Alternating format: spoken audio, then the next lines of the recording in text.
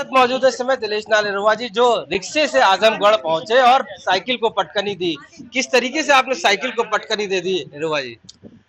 सबसे पहला कारण तो ये है कि डबल इंजन की सरकार के कल्याणकारी योजनाएं जो जनता तक पहुंची है, घर घर पहुंची है, उस वजह से ये जीत मिली है।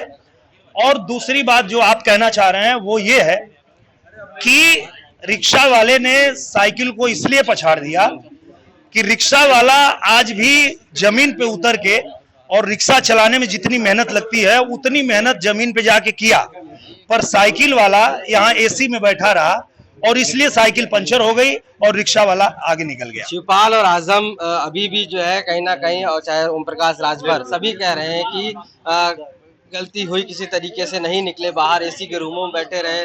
और वहाँ आजम ने भी यही कहा और आजमगढ़ में भी यही कहा गया कि जिस तरीके से तंत्र का गलत प्रयोग किया गया और जीत दिलाई गई। नहीं, ये बिल्कुल गलत बात कर रहे हैं वो लोग। उत्तर प्रदेश के इतिहास में इतना शांतिपूर्ण तरीके से कभी चुनाव नहीं हुआ था, पहली बार हुआ है। क्योंकि पूजनीय योगी आदित्यनाथ जी की सरकार में पिछले 5 सालों में सारे इनके गुंडे जो हैं वो बिल में घुसा दिए गए। और मैंने गाना गाया भी था, घुस जल बिलिया में सांप बिच्छू गोजर चलेला जब चांप के बाबा का बुलडोजर चलेला।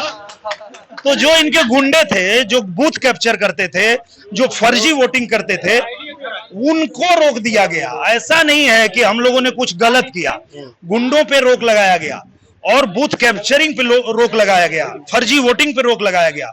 और जब निष्पक्ष चुनाव हुआ तो ये लोग हार गए। समाजवादी कुनबा इस समय खलबली मचा है, कह रहा है कि कैसे बाहर गए।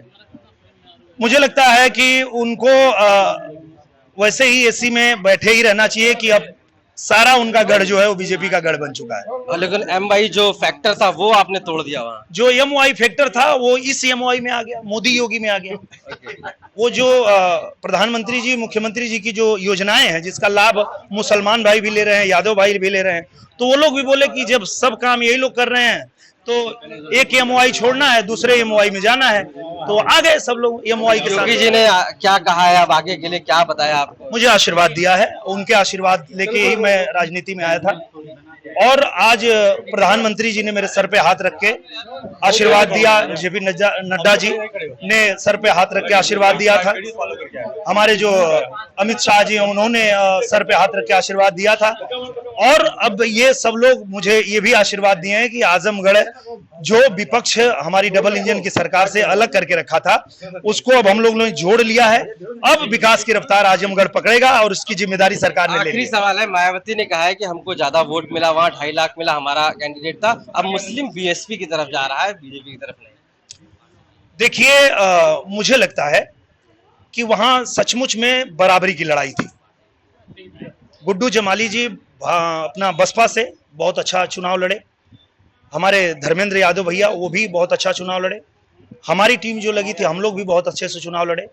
यहाँ जीत सिर्फ इस बात की हुई कि जो भारतीय जनता पार्टी की सरकार है वो लोगों के लिए अच्छा कर रही है, उत्तर प्रदेश को उत्तम प्रदेश बना रही है। तो कहीं ना कहीं यही वाला एक फैक्टर था जो हम लोगों के साथ लोग ज्यादा आ गए और हम लोग जीत गए। बाकी लड़ाई तो वहां बराबरी की थी, इसमें कोई दो राय नहीं। समय 2 ही साल है आपके पास? नहीं, 2 साल नहीं, अब तो पूरा जीवन काल है, पूरा जीवन काल है। क्योंकि मेरे गुरु ने, मेरे